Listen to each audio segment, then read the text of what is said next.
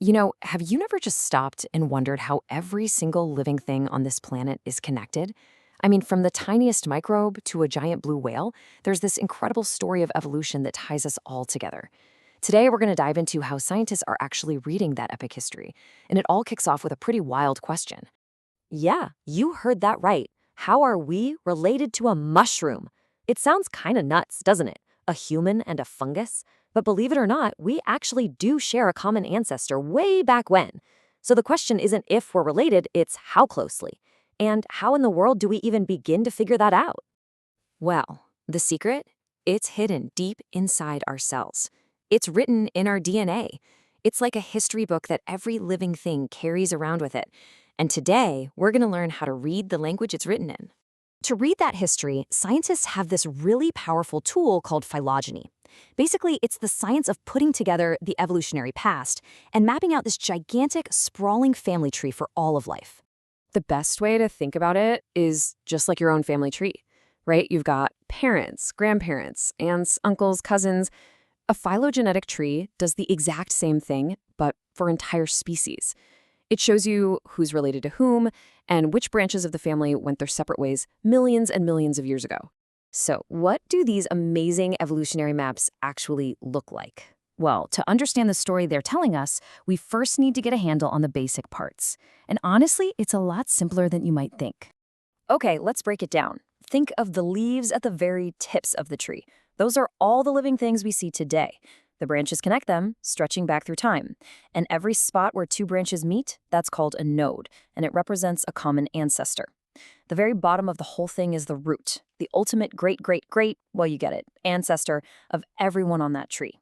And a clade, that's just a fancy word for a single branch of the family, one ancestor and all its descendants. And here, you can see what all that looks like on a simple tree. See the root at the bottom? That's our starting point, the ancestor of everyone else here. Time flows upwards from that point. The branches split at these internal nodes, showing us exactly where one group evolved into two different ones.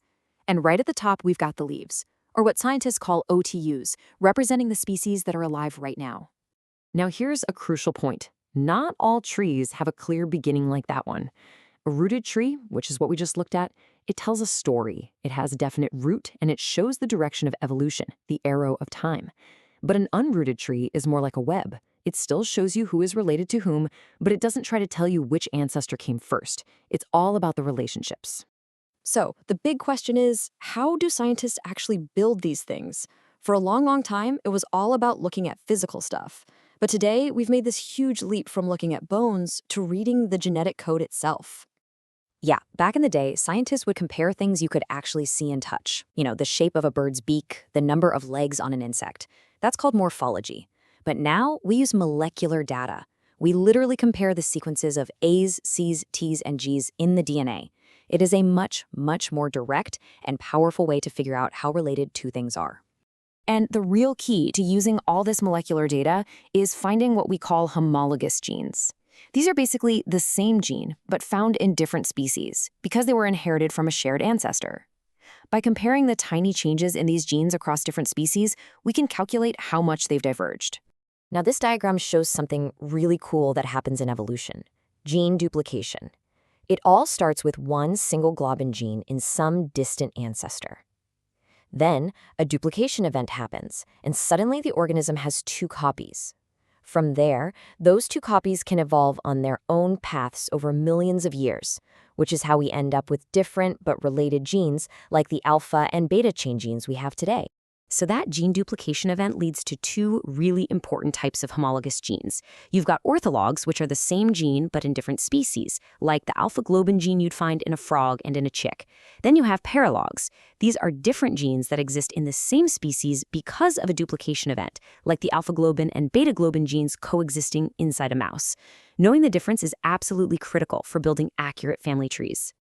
Okay, so this is all really fascinating, but you might be thinking, what's the point? Why does any of this matter outside of a biology lab? Well, it turns out the real-world applications are incredibly powerful, and they affect our lives in ways you might not expect. With phylogeny, we can classify a brand new organism that's just been discovered and figure out where it fits into the great puzzle of life. We can unlock the secrets of a mysterious gene just by looking at its relatives. We can even become disease detectives, tracing the exact path a virus takes by tracking its tiny genetic mutations as it spreads through a population. It's amazing stuff. But at its very heart, the purpose is summed up perfectly by this quote. It's about so much more than just data points.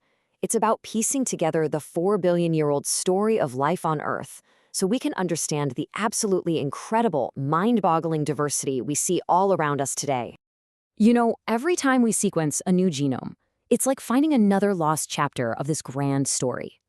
For the first time in human history, we are able to read life's unwritten history, a story that's been encoded in our very cells for eons.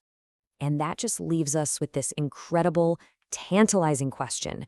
We found our ancient connection to mushrooms, but as our technology gets better and better, as we map more and more of the tree of life, what other shocking, surprising connections are we going to find next? What new branches of our own ancient family are just waiting out there to be discovered?